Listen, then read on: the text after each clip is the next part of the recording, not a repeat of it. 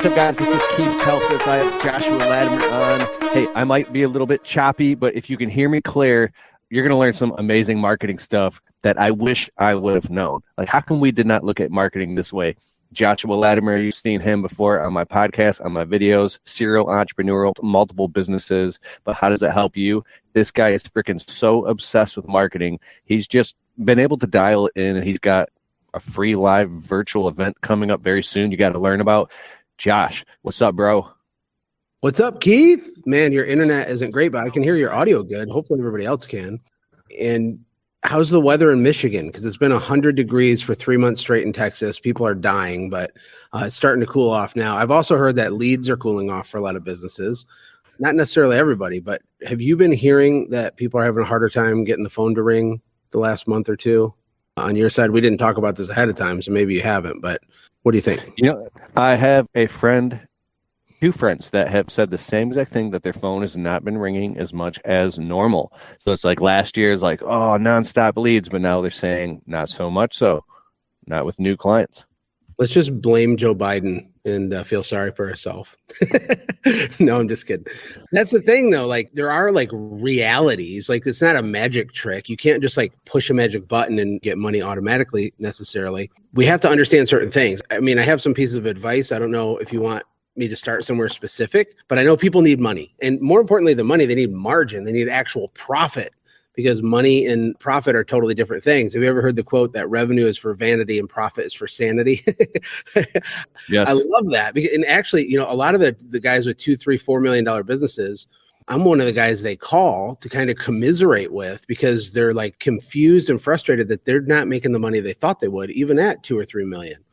And they're doing good. But, you know, you have this idea that you're going to be some balling out Ferrari driving guy because you finally hit 7 figures, and it's really not true most of the time. And there's simple ways to fix all of these things. And we are going into a recession, in my opinion, not just my opinion.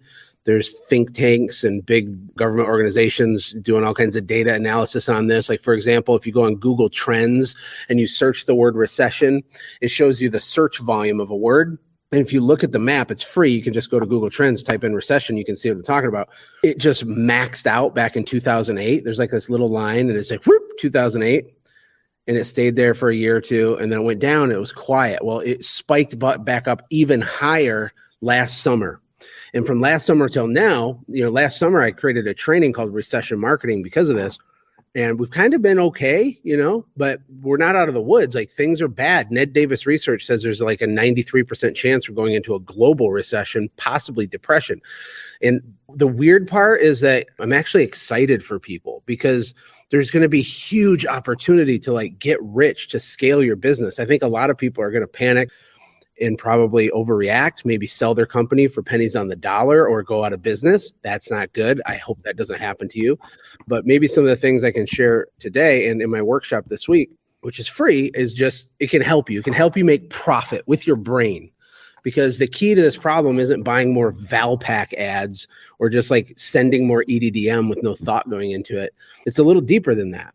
And I guess as an intro, I can start talking about tactical things. I mean, is that okay, Keith? Bro, I love it. And for those of you that are just joining, thank you. What's up? I could see you. I could see all the comments. My video is probably a little choppy because my internet, for some reason, I'm actually in my basement trying to get better internet right now. But Josh is going to be doing most of this. Do you got this whiteboard out right now? What do you war plan? Well, okay. I'm a visual learner, so I'm going to scribble some notes while we talk about this. But just up front, if you go to warplan.com, yes, I'm doing an event this week. It's 2 days. It's at night on Wednesday and Thursday of this week, September 13th and 14th. It's free. On day 2, I will make an offer of some of the stuff I have, just in full transparency. But the entire day 1 and all of day 2, except for the part where I share the offer, is going to be tactical, practical, do it now stuff. And I will warn you too, like, some of the stuff's a little advanced, and I'm going to go really fast. For example, just day 1 of this workshop is like 200 slides long, and I'm going to go like rapid fire. But people need help. And whether you buy anything I have or not, I want to help you, especially if you're married with kids and trying to run a service company, because it's freaking hard. You throw 3 toddlers in the mix and it's like, you know. So anyway, let's start with this. So let's talk about these three categories. And I'll mention this in the workshop in more detail, but there's noise, nuance, and offers. Mm-hmm. And for me, I like to simplify the way I think about this. When I say marketing, I don't mean doing a postcard or putting out a yard sign or doing some ad in a newspaper or something. Marketing is everything. And everything is marketing. Like the way people perceive you is marketing. And there's all kinds of psychology in our brain happening. You know, if you think about it, like depending on the industry you're in, I know a lot of lawn care guys follow you, Keith, too. The customer has an idea in their brain of like how valuable that thing is before they even talk to you. And they've already anchored themselves to like some prior experience or interaction with some lawn care guy. Maybe when they were a kid, they like mowed lawns for a summer and they like think that they're the same, them doing that was the same as what you do right now. And so our job as marketers, as business owners that want oxygen, AKA profit, is we have to reframe people. Okay. So here's the first weird phrase you might have not heard is reframing. This is a phrase that's really common in internet marketing, or if you study persuasion, if you study copywriting. The game is frame control. And no one in the service industry really teaches it like this, but it's insanely powerful because you need to walk people through a series of simple things to reframe them that you're a luxury, top shelf, premium service provider. And even if your business is tiny and you don't have all this fancy stuff, it can still be done really, really quickly. So let's talk about noise, though, to start off. So most local small businesses don't make enough noise, meaning marketing. They're not noisy enough, or they make noise the wrong time. Here's how I'll explain that. Most companies have like a buying cycle for their business. And so maybe this is like the summer and you're super busy. And actually, let me fix this. So I don't think this is accurate. Like I know for my cleaning business in Michigan, it was more like this, right? And then we're like crazy busy here.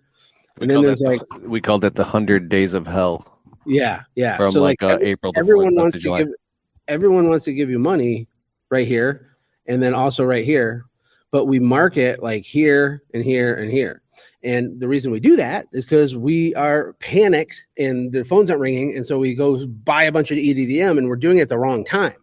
What needs to happen is we need to do more marketing or make noise up these curves, and we need to raise our prices when demand is high, let our close rate be lower on purpose. And then when it slows down, we circle back to the people that didn't buy at the inflated prices and we lower them back down for a special screaming deal. Just that by itself can sometimes double the take-home profit of an owner. And I know I'm talking really fast and I can't like prove it to you with the math, but this is literally true. I've helped hundreds of people do this. And so that's like nugget number one is supply and demand pricing. So if you're like booked a month out and your prices are the same, you just hate money. And you don't understand that you're leaving like tens of thousands of in your personal profit pocket as an owner on the table by doing that. But anyway, when you're making noise, first of all, we want to make noise at the right time. The other thing about noise is we want to make sure that we're not making noise in the ocean. You know, I think a lot of people, they do this shotgun marketing and it's like they're jumping up and down in the ocean thinking that they're doing something, which I stole that line from Dan Kennedy because it's so good. But they're jumping up and down like in the ocean thinking they're making waves and they're not.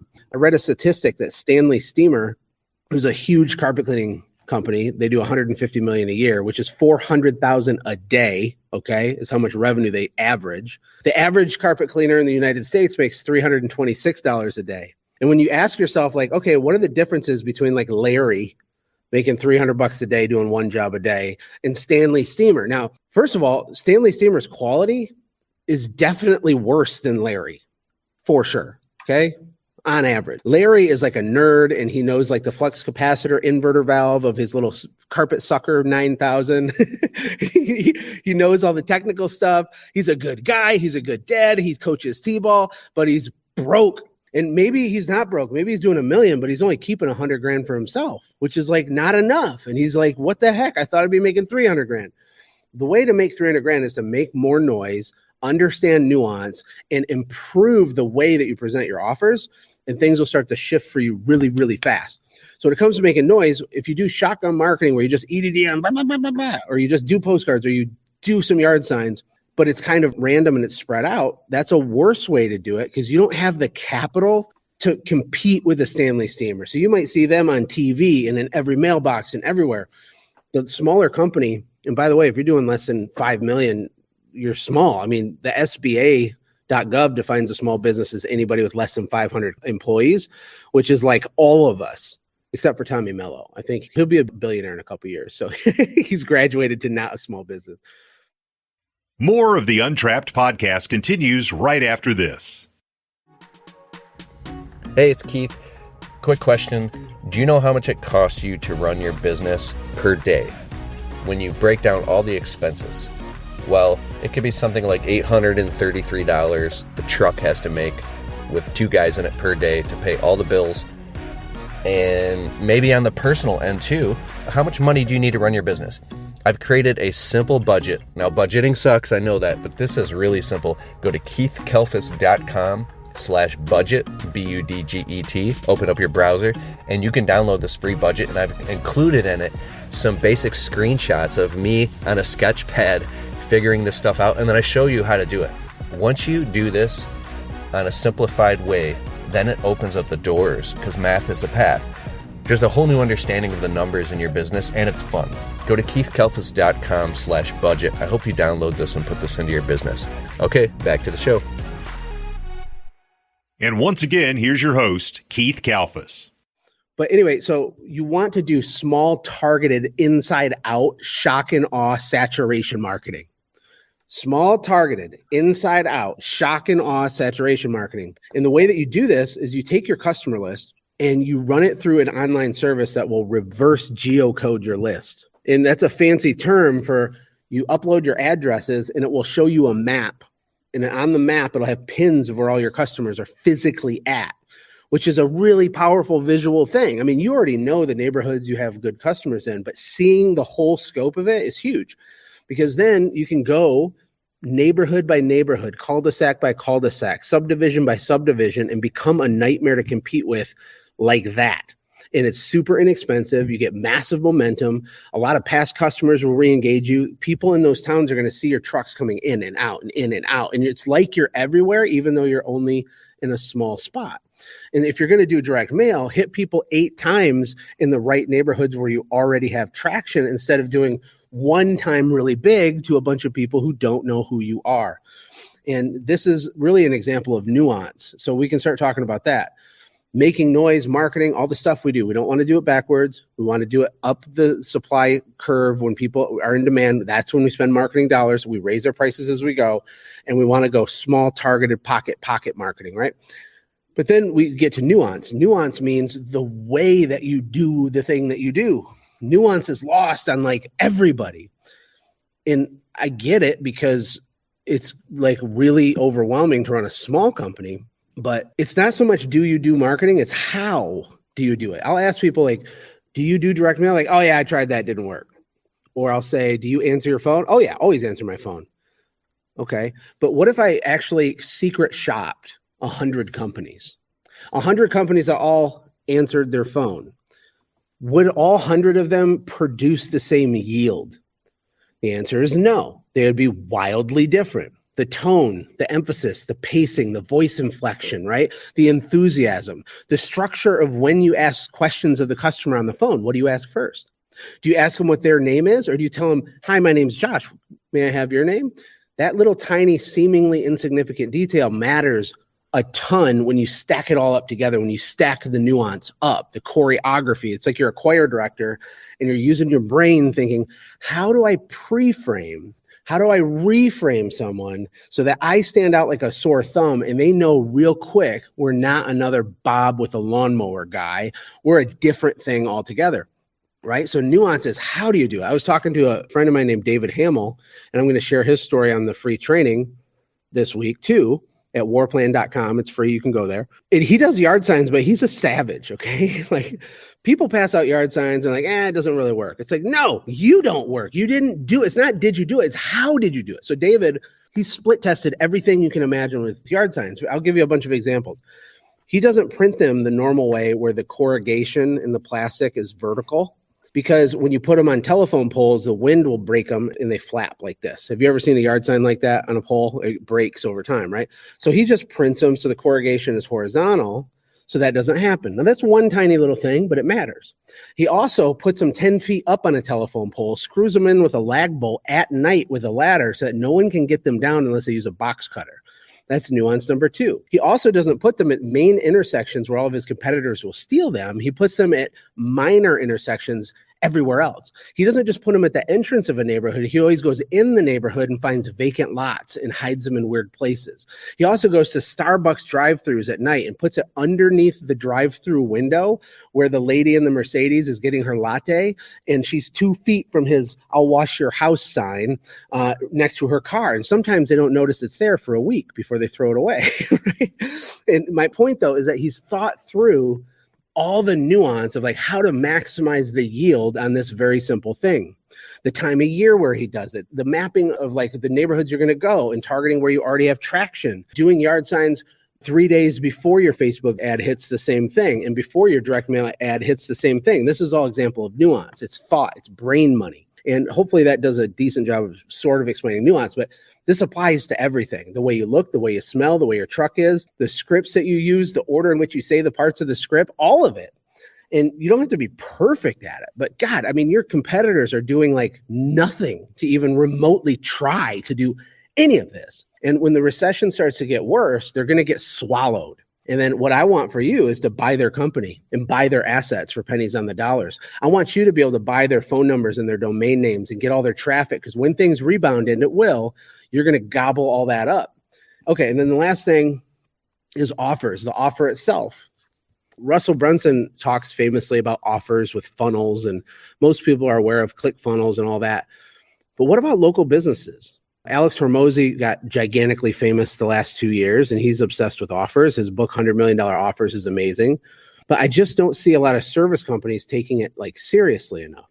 And on the training, I'm going to break this down in more depth. But essentially, there's a whole bunch of buttons you can push, dials you can turn, things you can do to fundamentally, completely change how your offers feel. It's all about feeling and pre-framing and reframing and choreography, because what you ultimately want to happen, ideally, and it's never perfect, you want people to be pleasantly surprised that you're only $300 more than the other guy. Instead of being like, company A is 500, company B is 550, and then your company is 850, and they're like, what? This is outrageous. This choreography done correctly is going to make them scared of your price, thinking you're going to be double, and like, oh, the Mercedes-Benz of lawn care is only a little bit more than the other guys, but they're clearly different. Everything about it's premium, and you attract different types of customers this way. People talk about you more this way, and most importantly, you make more profit, which at the end of the day, that's the whole game. I'm telling you right now, a lot of I have a 7-figure business people are broke because they haven't priced properly. They didn't raise their prices high enough early, and so their business at scale, there's no wiggle room in it for them. They're making 70 to 100 grand a year doing $1 or $2 million. And it's embarrassing because you can have 25, 30% net margins with these companies. You really can. And they're all a little different. Lawn care could be a little lower. Some have more capital expenses than others, but it can be way more than what it is right now if you understand this type of stuff. What are you thinking as I say all that? I talked for a long time. Sorry. I'm visualizing everything you're saying, and I'm thinking about white glove premium service front to back, from the cleanliness of the shirts, embroidery, the way you answer the phone, the website, everything matching with the marketing, to all the social medias that before they even pick up the phone, when they go to Google and they see everything, and everything is seamless to where they feel like, yes, I'm in the right place. Like each part of the experience, all the way to when you service them and then finish doing the property, and the whole follow-up and all the communication is a seamless, cohesive, connected, premium experience to where they're like for those type of customers who want to just write the check to solve a problem to somebody that they know that they can trust will do it great. They don't have to worry.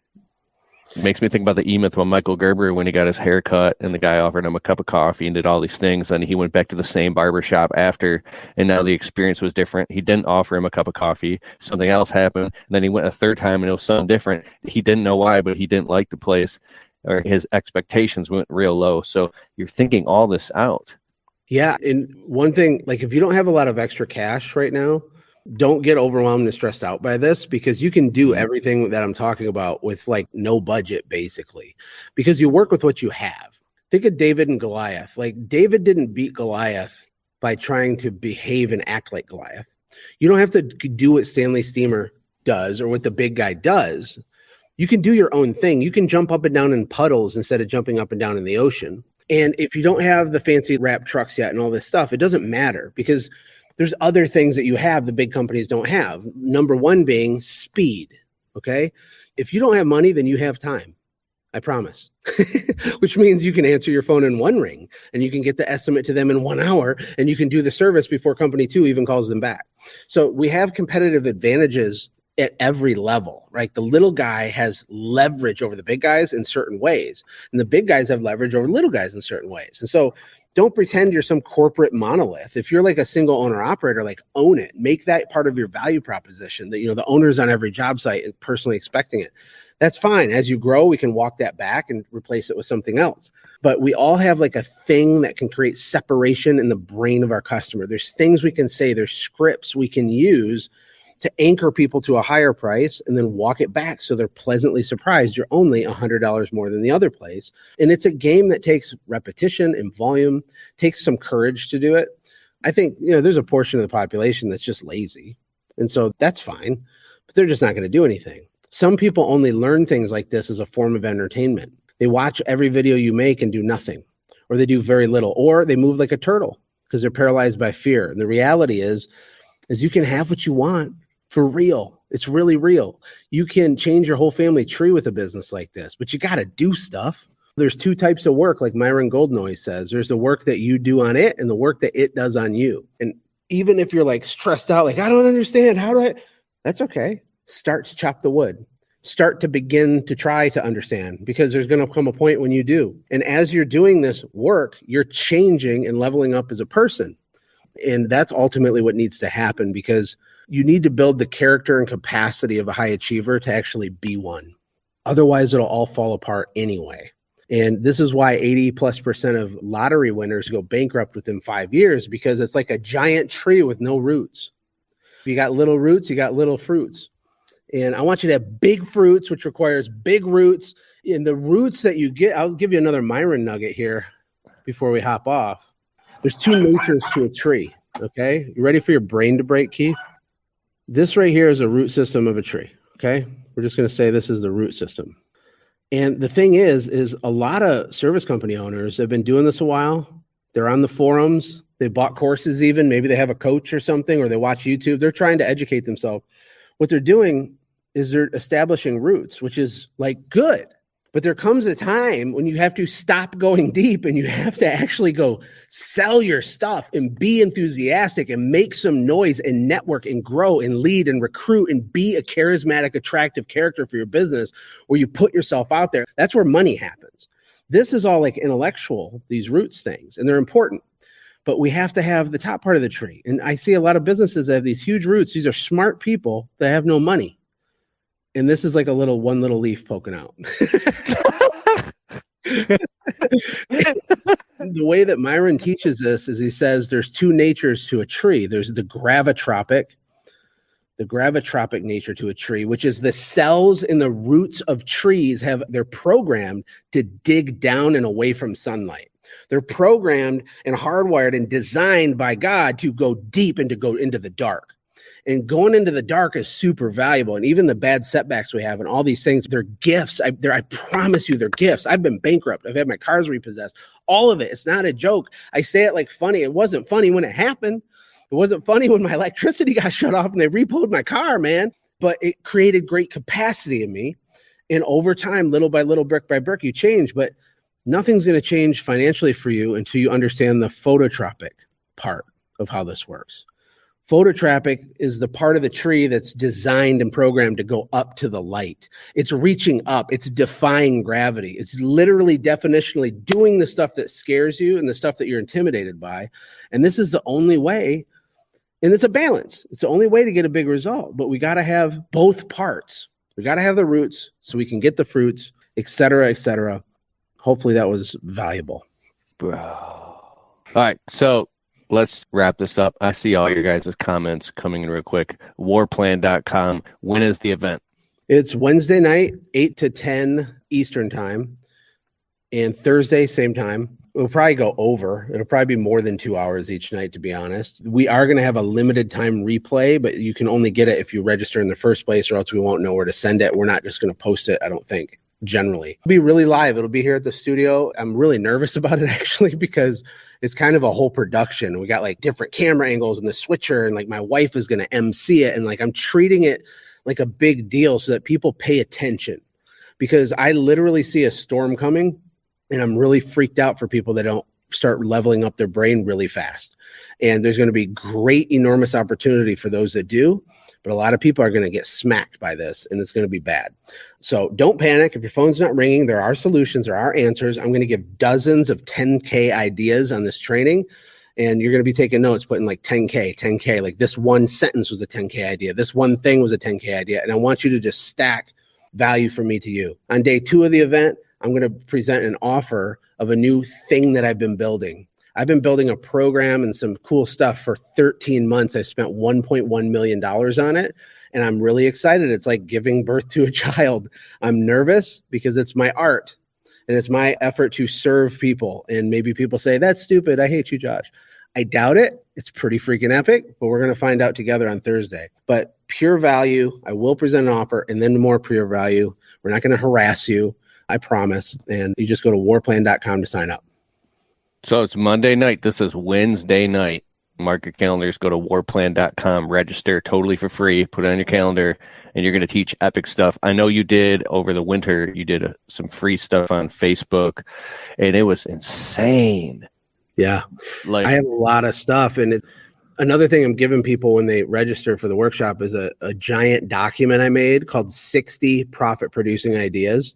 Not the greatest name in the world, fair enough, but it's 60 kind of it's like a pocket guide to making money. And these are really out of the box, weird things you can do. I think all of them, or almost all of them, they cost nothing to do, and they'll make you money in days, right? It's like, do this like this at this point, boom, money. When you're pitching your thing, say it like this first, then this second, and then this, and make sure you do this, boom, money. And there's 60 of them broken into 4 different categories. And I'm going to give that away for free. It's insane. I could sell just this resource for a whole bunch of money. It's going to be this massive bribe to get people to show up. Share it with your friends. If people are hurting and suffering, they have young families, if they want to grow faster, if you want to legitimately become a millionaire. And by the way, $1 million today isn't what it used to be. And it's not like some magical thing, but it is a step 1. Let's get you there first and then go from there. So I appreciate your time, Keith. Thank you so much, brother. Thanks to you too, Josh. And thanks everybody here. Awesome. So excited to see you guys Wednesday night, warplan.com. I'll be there taking notes. Have a good evening, Josh. Later, guys. Bye, everybody. Thank you. Later.